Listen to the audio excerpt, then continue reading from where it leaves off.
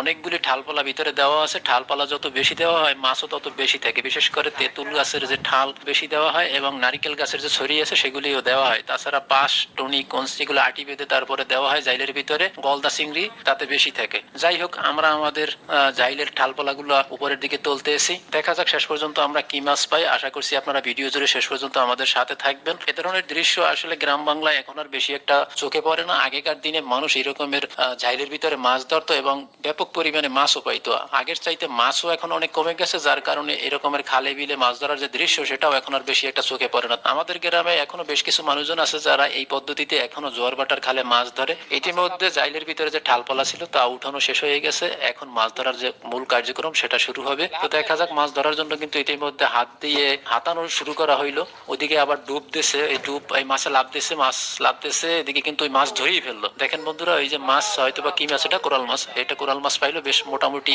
ভালো সাইজের কোরাল মাছ। এগুলি নদীর কোরাল। জোয়ারের সময় খালের ভিতরে প্রবেশ করে, ভাটায় আবার নামিয়ে যায়। তার আগে কিন্তু এই যে জাইলের ভিতর থেকে সেই মাছটা ধরা হলো। তো দেখা যাক, শুরুতে আমরা কিন্তু একটা কোরাল মাছ পাইলাম, এরপরে হয়তোবা বোয়াল মাছও পাওয়া যাবে। এই যে দেখেন কোরাল মাছ, নদীর কোরাল, একদম সাদা ধবধবে ফ্রেশ তাজা কোরাল মাছ।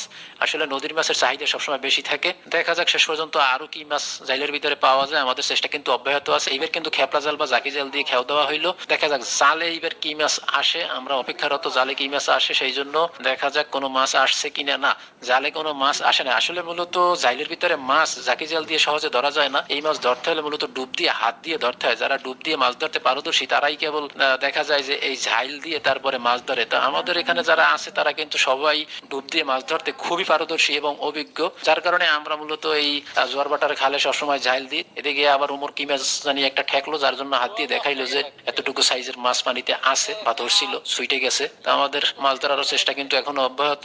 এই যে দেখেন গলদা চিংড়ি, নদীর গলদা চিংড়ি মাছ। দর্শক বন্ধুরা, আজকে আমরা তেমন একটা মাছ পাইলাম না, শুধুমাত্র একটা কোরাল মাছ এবং একটা সরপুটি ও একটা গলদা চিংড়ি পাইলাম। আশা করছিলাম আজকের অনেক মাছ পাওয়া যাবে, কিন্তু শেষ পর্যন্ত অনেক মাছ